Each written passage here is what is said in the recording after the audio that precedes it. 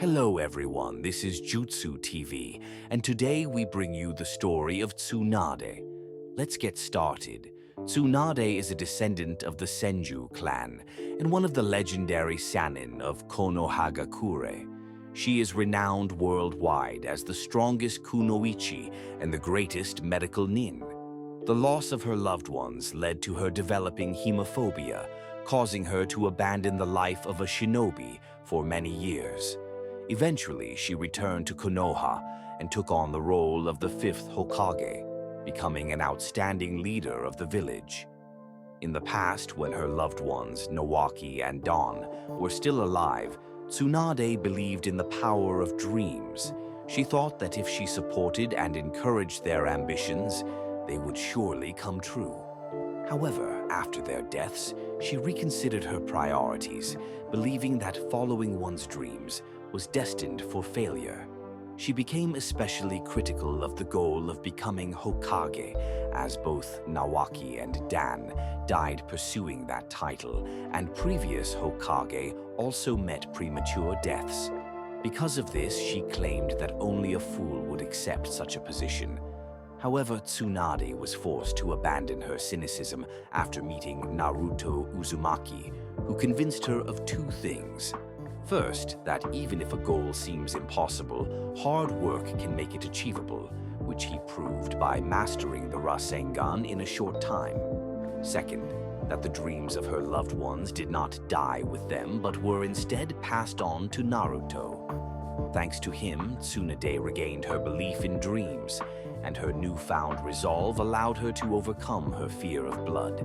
By becoming Hokage, she fulfilled the dreams of Nawaki and Dan and paved the way for Naruto to achieve his own goal. She also continued to support the dreams of others, as seen with Rock Lee, whom she operated on despite the low success rate of his surgery. As Hokage, Tsunade dedicated herself to protecting Konoha and its people, even willing to sacrifice her life if necessary. She saw this as a way to honor Nawaki and Dan's love for the village and to respect those who died defending it. Despite her initial doubts, she placed great faith in the new generation, particularly in Naruto, believing that the village's future was in good hands. She disliked skepticism toward young ninjas and preferred to let them try and fail rather than dismiss their potential outright. This was evident when she praised Shikamaru Nara despite a failed mission, as none of his teammates had died, and when she refused to declare Sasuke Uchiha a rogue ninja, believing Naruto would bring him back. Despite her many noble qualities, Tsunade has her flaws. She is short-tempered, often scolding Naruto for his immaturity and Jiraiya for his perversion, causing many to fear her. However, she is not much better than them in some aspects, as she frequently drinks, sometimes sleeps on the job, and prefers others to handle paperwork.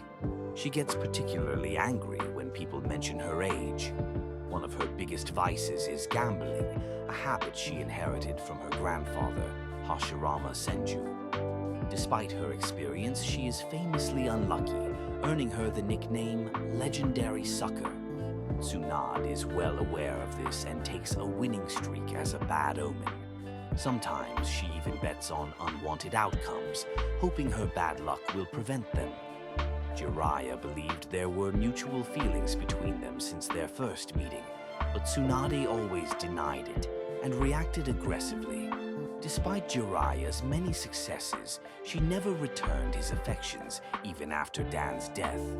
Jiraiya, however, was not discouraged and claimed that her repeated rejections made him stronger and served as inspiration for his books. Before his final mission to Amegakure, Tsunade hinted that if he returned, he wouldn't have to hide his feelings anymore. After Jiraiya's death, she mourned deeply for her dear friend and comrade. During her time trapped in the infinite Tsukuyomi, she dreamed of being together with Jiraiya, Nawaki, and Dan, supporting the latter as Hokage. However, when given the chance to resurrect Nawaki and Dan, she refused, believing they would not approve. Now, let's talk about her appearance.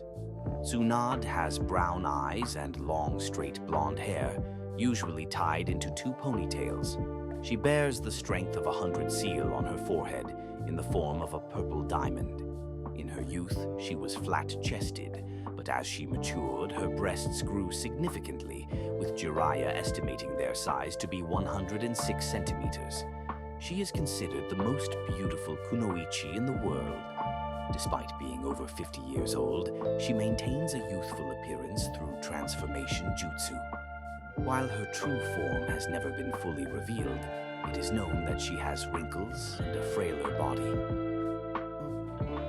As a child, Tsunade wore a turquoise kimono with a purple slit tied with a black obi belt, along with a mesh outfit underneath. As she grew older, she wore a white blouse with a deep neckline and a red skirt, with her hair tied in a high ponytail. During the Second Shinobi War, she wore the standard shinobi outfit with a gray Konoha vest and a forehead protector. After the war, she sometimes wore a short white blouse with a black skirt or a pink kimono with a blue cloak. Years later, Tsunade adopted her iconic look, a green mid-length hori with the kanji for gambling on the back. Underneath, she wears a sleeveless gray blouse with a deep cut tied with a black obi and tight black pants. She also wears dark sandals with high heels and paints her nails red. Her lips are coated with pink lipstick. Additionally, she once wore her grandfather's necklace until she gave it to Naruto. Years after the Fourth Shinobi War, Tsunade was seen wearing a white kimono with a black obi belt. That's it for today's story of Tsunade. If you enjoyed it, don't forget to like and subscribe. See you next time on Jutsu TV.